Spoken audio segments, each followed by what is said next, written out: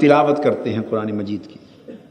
کچھ لوگ تو اس طرح کی تلاوت کرتے ہیں کہ جو تلاوت کر رہے ہیں اس کا معنی بھی سمجھ میں نہیں ہوتا، اس کا معنی اور مفہوم بھی معلوم نہیں، انہیں صرف قرآن مجید کی آیات، مبارک الفاظ کا اور آیات کی تلاوت کا ثواب ملتا ہے اور برکت ملتی ہے، مزید کیفیات مشکل ہو جاتی ہیں۔ اہل دل پا لیتے ہیں کیونکہ ان کو پھر ان کے اوپر مراد اور معانی کھل جاتے ہیں۔ کچھ لوگ قرآن مجید کی تلاوت اس طرح کرتے ہیں کہ ترجمے سے واقف ہوتے چلے جاتے ہیں، ساتھ تلاوت کرتے ہیں، ساتھ ترجمہ، معنی، مفہوم پر واقف ہو جاتے ہیں۔ مگر تلاوت قرآن سے جو کچھ حاصل ہوتا ہے وہ علم کہلاتا ہے۔ ہمارا تلاوت قرآن سے جو کچھ حاصل ہوتا ہے وہ علم کہلاتا ہے۔ احکام کی آیتیں پڑھی تو احکام کا علم ہو گیا، قصص انبیاء کی آیتیں پڑھی تو واقعات انبیاء کا علم ہو گیا، مگر ہم ان میں سے عبرت نہیں لیتے۔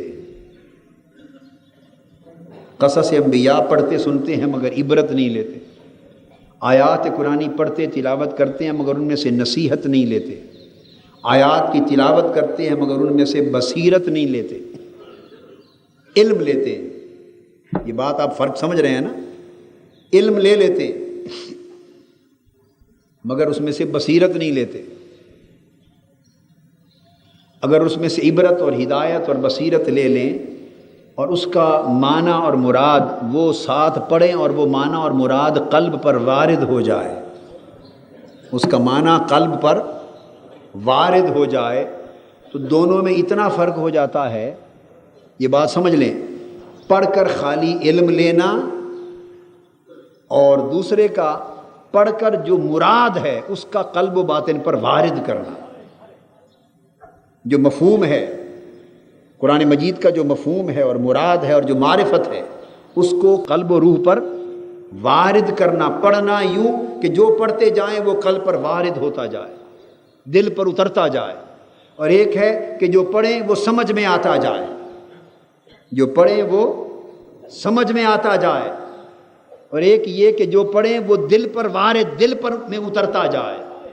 دو چیزوں میں اتنا فرق ہے، جیسے آپ نے لفظ لکھا آگ، ایک کاغذ پر لفظ لکھا آگ، لکھ لیا، سکول گئے پڑھے ہوئے لکھا آگ، لکھ دیا۔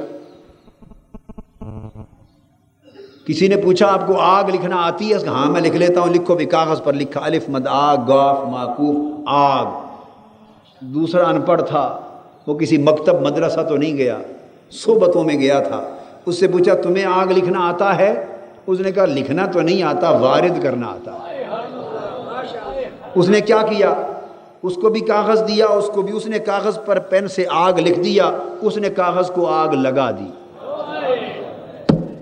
آگ کا لکھنا نہیں آتا، آگ کا لگانا آتا ہے۔ اس نے لگا کے جلا دیا، اس نے کہا کہ تو لفظوں میں گم تھا، میں اس کے معنی میں گم ہوں۔ تو آج تک لفظ اور حرف، حروف اور الفاظ تک رہ گیا، میں نے اس کے معنی کو وارد کرنا سیکھ لیا۔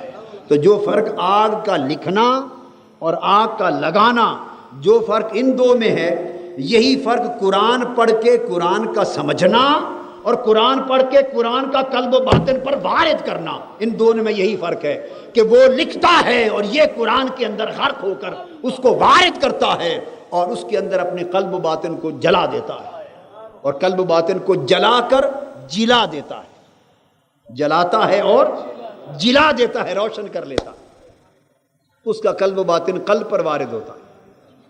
تو دونوں میں فرق سمجھ میں آ گیا۔ اب آپ آیت کو سمجھیں، پھر پڑھیے۔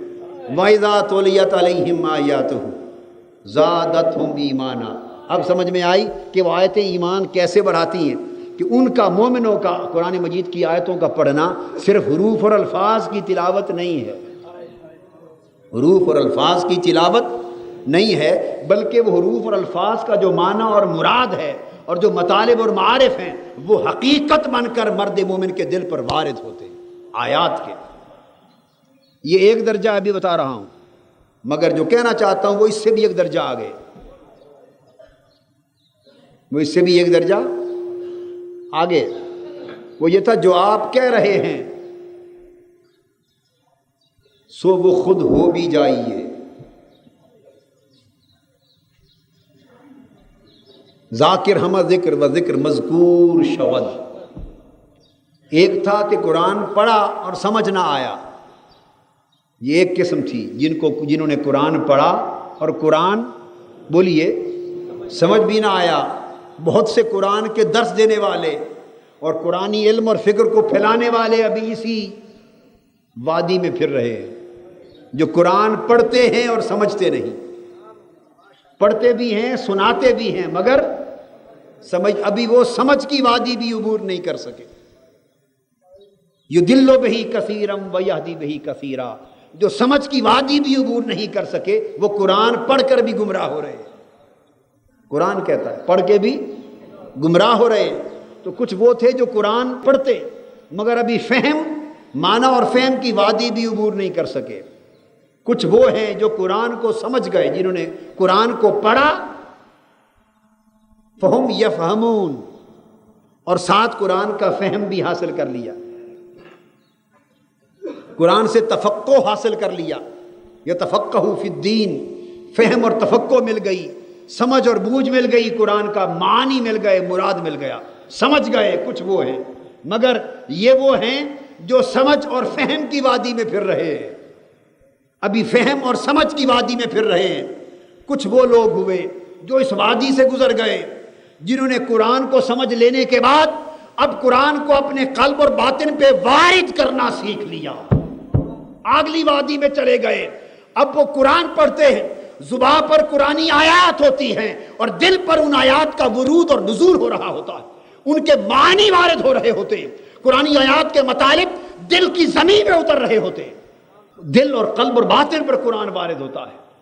یہ ایک فرق ان لوگوں میں ہے کہ جس نے کاغذ پر آگ لکھا اور ایک نے کاغذ پر آگ لگا دی. یہ فرق ان دو وادیوں میں گھومنے والوں کا تھا. مگر یہ بات زادتہم ایمانا یہاں سے شروع ہو جاتی. اگر دل کی یہ کیفیت ہو جائے کہ دل پر قرآن کا ورود شروع ہو جائے، دل پر قرآن کا نزول شروع ہو جائے اور آیات قرآنی کے معنی اور مطالب چھم چھم دل کی زمین پہ برسنے لگے، قرآنی معنی کی بارش دل کی بنجر زمین پہ چھم چھم برسنے لگے، تو پھر دل کی زمین پر بہار آنے لگتی ہے، فصلیں اگلنے لگتی ہیں، پھول کے پودے اگنے لگتے ہیں، اور دل کی ویرانی آبادی اور ہریالی میں بدلنے لگتی ہے. یہاں سے آیت قرآن کی ایمان کے بڑھانے کا عمل شروع کر دیتی ہیں. مگر جو کامل مومن ہیں وہ اس سے آگے جاتے ہیں، جو کامل مومن ہیں وہ اس سے آگے جاتے ہیں. زادتہم ایمانا، وہ کیا کرتے ہیں کہ وہ قرآن سے علم نہیں لیتے، ہائے ہائے ہائے، وہ قرآن سے علم نہیں لیتے. جن کا ایمان کمال کے درجے پہ پہنچ جاتا ہے وہ قرآن سے علم نہیں لیتے، وہ قرآن سے مشاہدہ لیتے ہیں. وہ جو پڑھتے ہیں دیکھتے ہیں. بعض سمجھنے سے قاصر رہے، بعض سمجھ گئے وارد نہ کر سکے، بعضوں نے وارد کر لیا مگر وارد کرنے والوں نے پا لیا. اور یہ ایمان کی وہ حالت ہے کہ ادھر پڑھتے جاتے ہیں ادھر دیکھتے جاتے ہیں، پردے اٹھا دیے جاتے ہیں. ادھر اللہ کی رحمت کی آیتیں پڑھتے ہیں، ادھر رحمت الہی کا پردہ اٹھ جانے کے بعد رحمت الہی کی وادیوں میں چلے جاتے ہیں. ادھر آیات کی تلاوت ہوتی ہے، ادھر رحمت الہی کی وادی کی سیر ہوتی ہے. ادھر وہ بخشش کی آیتیں پڑھتے ہیں، پردہ اٹھ جاتا ہے، ادھر جنت کی آیتیں پڑھتے ہیں، خدا کی قسم ساتھ جنت کی سیر کرتے ہیں.